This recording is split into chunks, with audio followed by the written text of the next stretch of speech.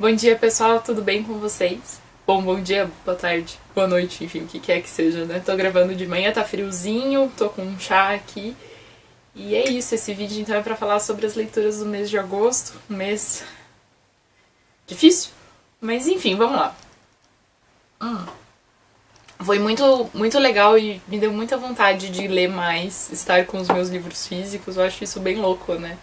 Eu tô gostando muito do Kindle, eu acho ele um aparelho bom, eu gosto da ideia de comprar os livros e ter os livros na hora e ajudou muito ter o Kindle durante a viagem e tal, mas eu ainda prefiro ler no papel e tá com os meus livros aqui foi uma coisa que me motivou bastante, assim, me deu vontade de ler mais, assim, eu achei isso bem engraçado. Bom, o primeiro livro que eu terminei de ler, então, esse mês foi O Coração Azedo, da Jenny Zhang, né, que eu acho que eu já tinha mostrado no último livro, no último vídeo que eu tava lendo. A tradução é da Ana Guadalupe, e a Jenny Zhang, tá aqui, ela nasceu em 83 na China, e migrou para os Estados Unidos, Nova York, com 5 anos de idade. Esse aqui é o primeiro livro dela, e eu achei, assim, um livraço. É um livro de contos. Vocês vão ver, tem muitos livros de conto nesse vídeo. Eu tenho feito muitas coisas, assim, e daí o jeito que eu tô conseguindo achar tempo pra ler tá funcionando muito bem, ler contos, assim, porque meio que se encerra aquele conto naquela hora e tal. Então, li muitos livros de conto. Basicamente são contos que vão ter a ver com migração, principalmente a vida de imigrantes asiáticos que foram para os Estados Unidos e como é esse período do começo, da adaptação, de como é chegar nesse outro lugar. Tem muita coisa que eu acho que deve ter a ver com a experiência dela, porque muitos contos são relativos a um ponto de vista de criança, de crianças que foram com os pais e estão vivendo essa experiência de estranhamento, questões de língua, questões de moradia. Existem questões de pobreza, as pessoas não vão com uma condição de luxo ou de conforto, né? Inclusive passam fome, moram em lugares péssimos.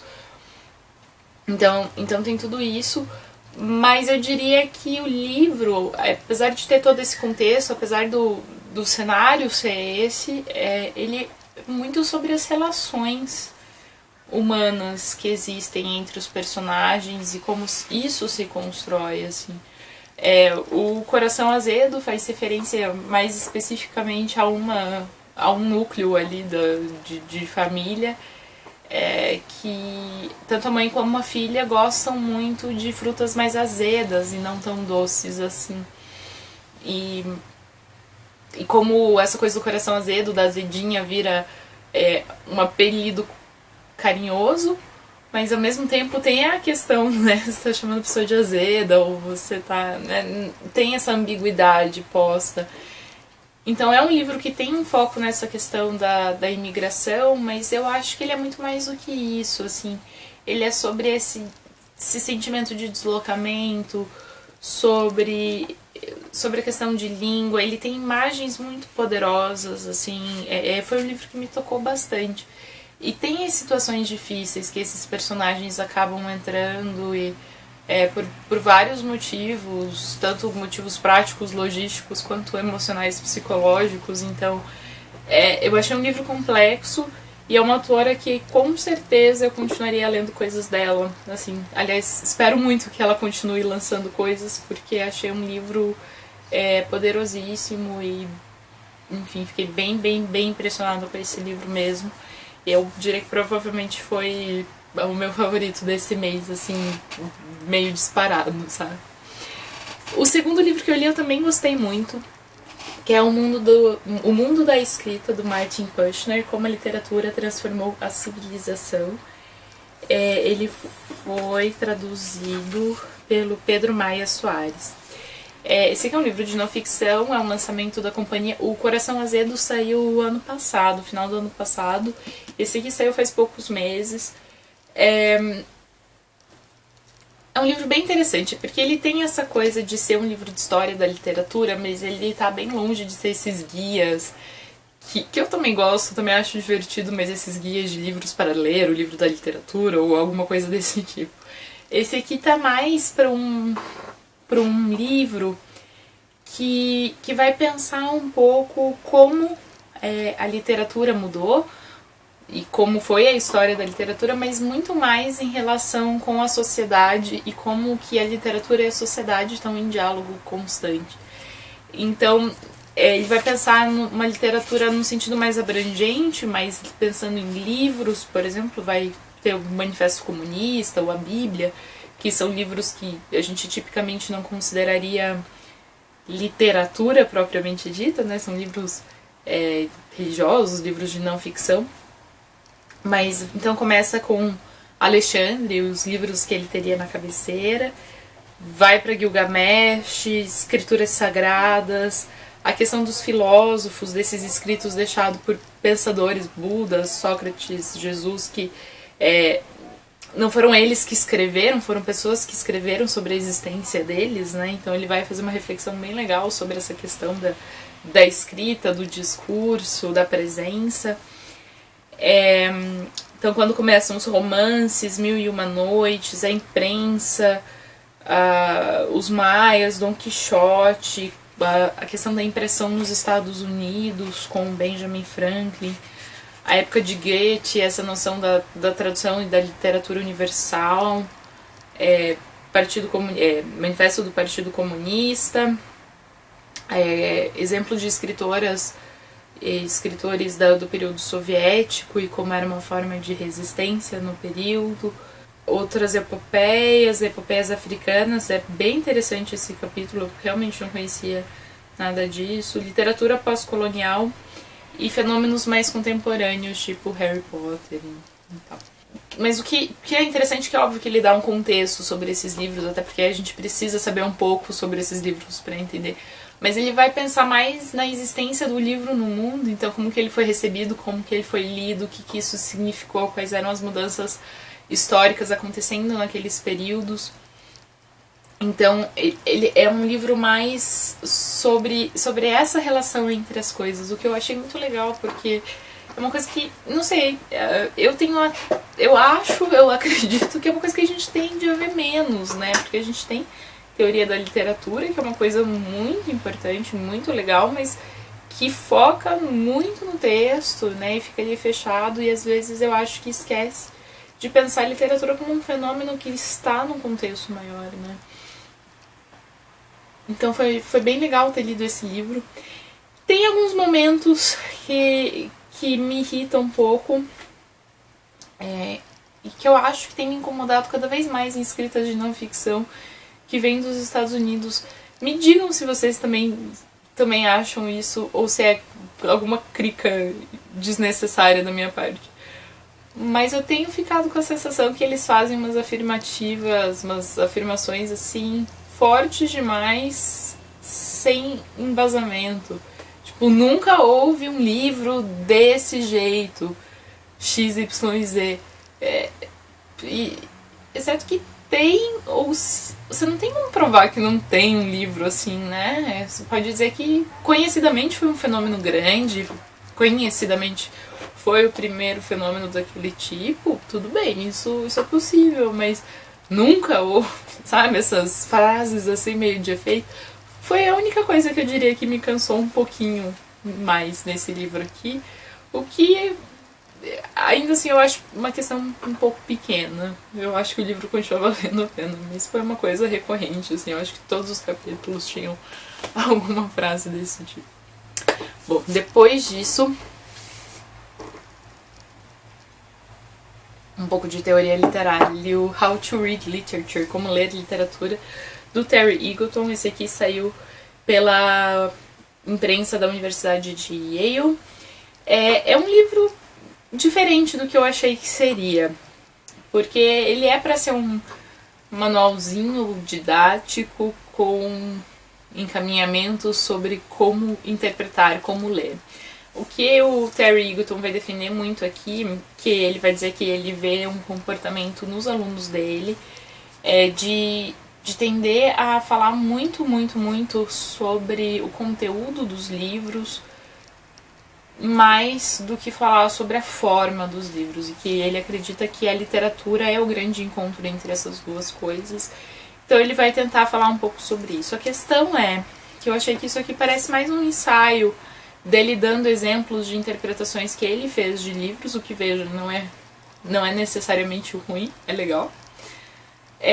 Mas eu achei que em termos práticos de então como que faz, ele deixa um pouco a desejar, assim. Eu acho que ainda ficou muito abstrato. Eu acho que vai pro que ele queria fazer, mas fica muito abstrato ainda. Por exemplo, os capítulos.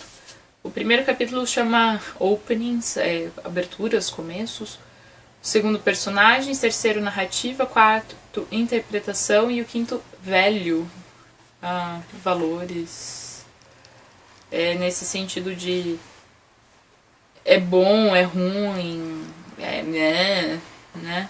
Como pensar nisso, assim. Enfim, eu não diria que é um livro ruim, mas não era bem o que eu esperava. Eu tinha objetivos ao ler esse livro, de procurar algumas informações pro negócio que eu precisava fazer.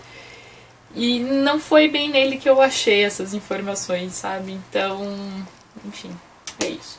Mas de qualquer forma, pra quem gosta de ler sobre literatura, também é um livro legal, assim. Eu só não levaria, talvez, o título tão a sério assim. Bom, depois outro livro de contos, O Corpo Dela e Outras Farras, da Carmen Maria Machado. Saiu pela editora Planeta, com tradução de Gabriel Oliva Brum. Esse aqui é um livro que também saiu ano passado e na época muita gente falou sobre ele. Eu não conhecia muito, não tinha acompanhado. E quando o pessoal todo começou a falar no passado, eu fiquei curiosa, achei que podia ser legal. A Carmen Maria Machado também é americana, assim como a Jane. E aqui atrás diz que é uma coletânea de contos considerada uma Black Mirror feminista. E eu acho que fato, é uma coisa meio distópica, com vários contos em cenários diferentes que incomodam um pouco, e tem essa coisa assim. E tem uma perspectiva feminista em vários dos contos também. Ele me marcou menos do que eu esperava, assim. Não tem nenhum conto que eu acho que seja necessariamente muito ruim. Tem um conto que eu não sei se eu entendi tão bem. Porque é um conto que ela vai brincar com alguma coisa relacionada a Law and Order. E eu não sei, eu perdi a referência, não sei se ela tá sendo irônica com alguma coisa, assim... Alguém me explica, por gentileza. Porque eu não... Eu tentei ler o conto como obra separada, sem a referência do Law and Order, porque eu nunca assisti a série e eu não acompanhei, assim, muito. Foi meio, tipo, tá, assim. Então é isso, assim, foi um livro que eu achei legal, mas ele não me marcou tanto. Não sei se é porque eu ainda tava um pouco no impacto da Jane e ainda tava assim, meio, né, o que provavelmente aconteceu. Ele tem essa coisa, eu acho muito legal a criação dos cenários, e eu acho legal o fato de ser uma mulher. Eu acho que esse tipo de gênero ainda é muito atrelado, gênero, digo, ficção científica, distopia, essa coisa assim, eu acho que ainda é muito atrelado a uma produção masculina, e o jeito que ela lida com isso, e traz essas personagens, e traz essas problematizações nesse contexto, eu acho muito legal. Então eu acho que é um livro que vale a pena, mas não é o que eu mais recomendaria desse rolezinho aqui. E enfim, é isso, não tenho muito a falar sobre ele. Aliás, uma coisa que eu esqueci de falar do livro da Jane, deixa eu colocar aqui junto também, mas alguns personagens se repetem um pouco entre os contos. Não é uma coisa assim que ela faz o tempo todo, não é um romance, mas existe isso. Eu acho que é um pouco sobre como a vida dessas pessoas acaba se entrelaçando, assim, de alguma forma. Então quando você tá contando a história de uma, vai ter uma coisinha ali da outra, quando você conta a história dessa outra, vai ter essa volta de referência, assim. Isso é uma coisa que acontece aqui. Bom, depois disso teve um livrinho que eu li para o mestrado, que é Os Meus Romanos, da Ina von Binzer, Alegrias e Tristezas de uma Educadora Alemã no Brasil. Foi publicado pela Paz e Terra com tradução de Alice Rossi e Luizita da Gama Cerqueira. Esse aqui é um livro de 2017.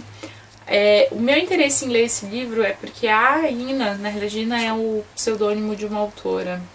Ah, não, mentira, esse aqui é o nome dela, assim, ela escrevia com outro pseudônimo. Ela veio para o Brasil em 1881 a 1883 e escreve cartas para uma amiga que ficou na Alemanha. E ela vem para o Brasil com o objetivo de falar sobre... ela vem para o Brasil para dar aulas, para ser tutora e professora. Então ela vai acabar falando muito sobre educação, e foi legal quando eu mostrei que eu tinha comprado esse livro, muita gente comentou que leu em suas licenciaturas e, enfim, cursos do tipo, o que eu achei bem legal.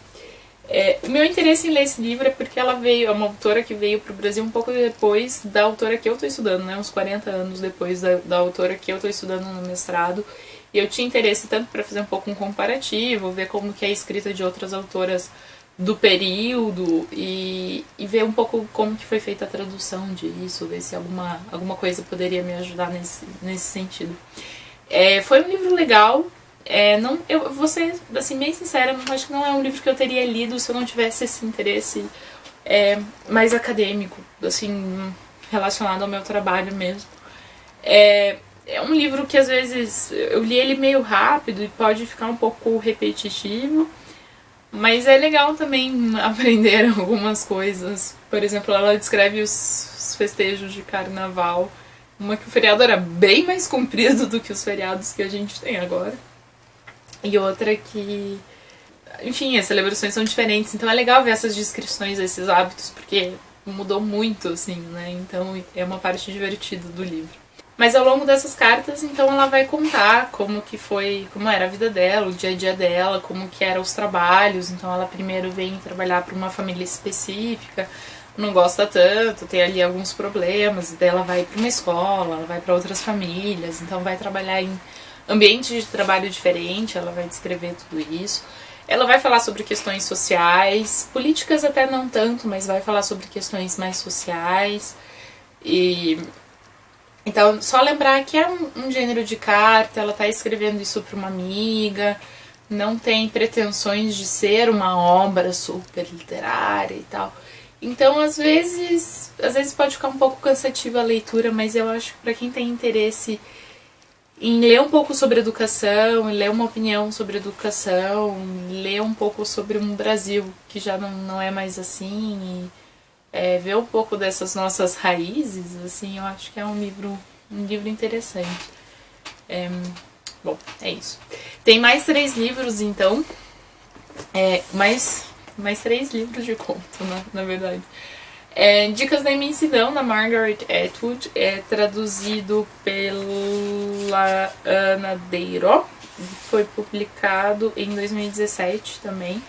Esse aqui é um livro que eu comprei, então eu acho que eu comprei mais ou menos na época que saiu, porque a Margaret Atwood é dessas escritoras que eu quero gostar, assim.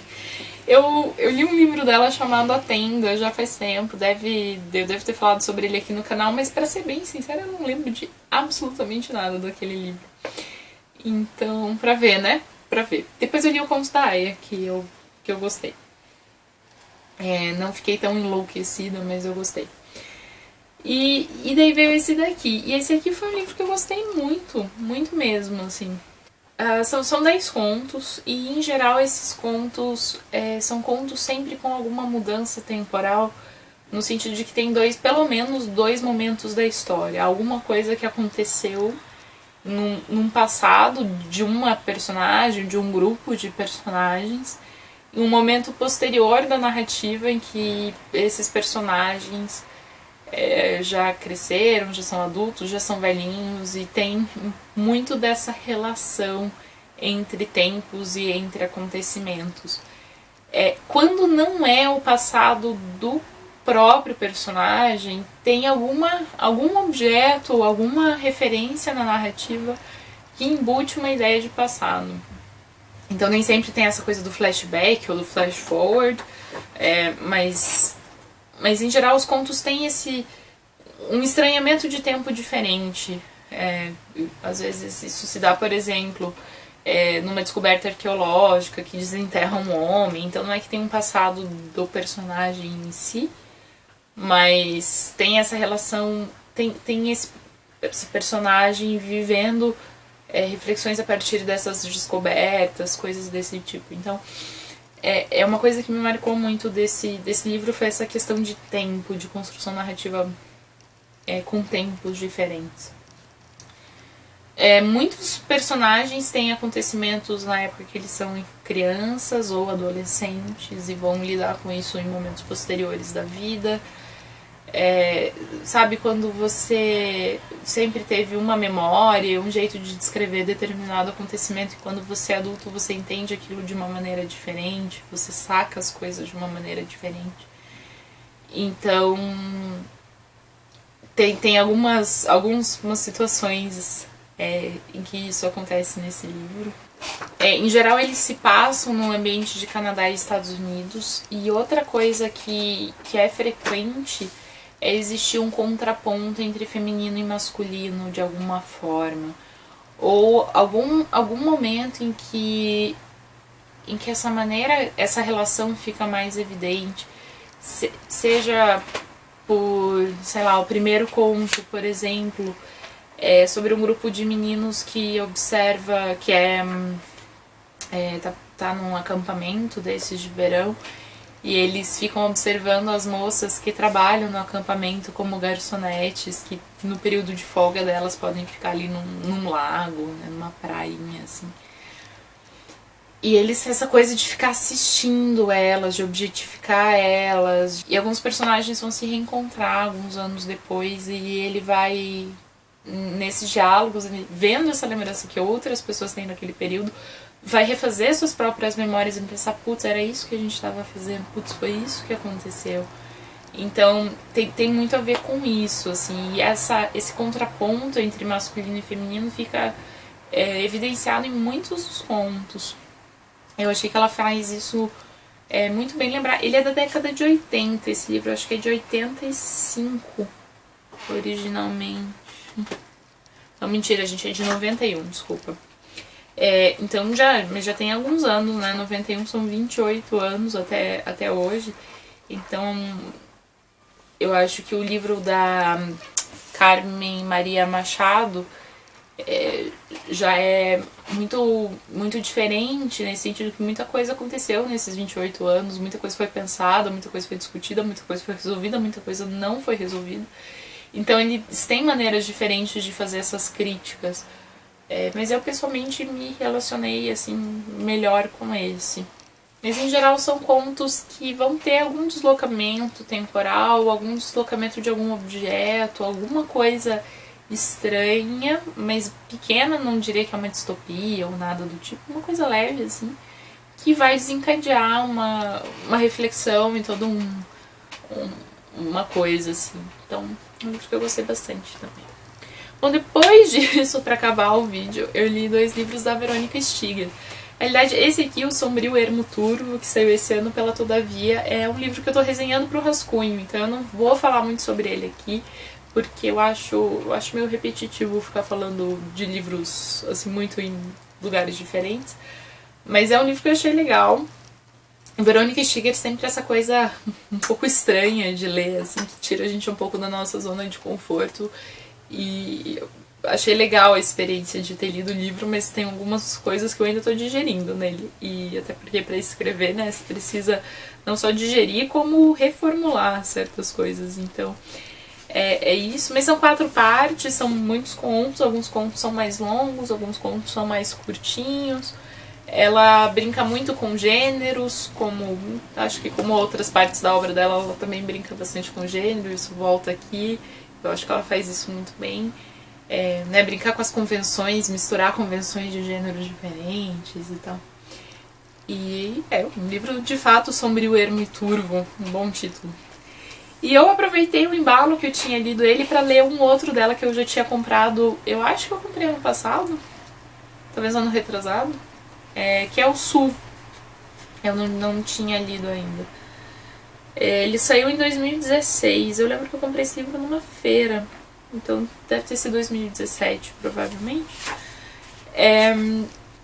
Esse aqui tem 3, na realidade tem 4 textos. É um livro bem curtinho, bem rápido de ler. E foi bem legal, eu gostei bastante. Essa aqui é ela, novinha, aliás. Pra quem não sabe, né, não falei nada disso, mas a Verônica Stiger é uma escritora que é do Rio Grande do Sul, mas já mora em São Paulo e trabalha na USP. Não sei quantos anos, mas já tem alguns anos. Tem vários livros dela que saíram pela Kozak, daí ela tem esse que saiu pela 34. Não sei se tem mais alguma editora. Bom, Sul. Então o primeiro texto, que é o 2035, é um conto que é uma distopia. E eu achei bem legal, tem umas descrições um pouco de Porto Alegre, que me lembra Porto Alegre, pelo menos. É um mundo que a gente nunca tem exatamente uma explicação, a gente tem só essa... A gente tem uma descrição ali de um acontecimento, de uma celebração, a gente não sabe porquê, a gente não sabe o que está celebrando, a gente não sabe o que aconteceu, a gente não sabe como que as coisas chegaram nesse ponto, então a gente não sabe nada disso, a gente só sabe que tá assim e que aquela coisa aconteceu, assim.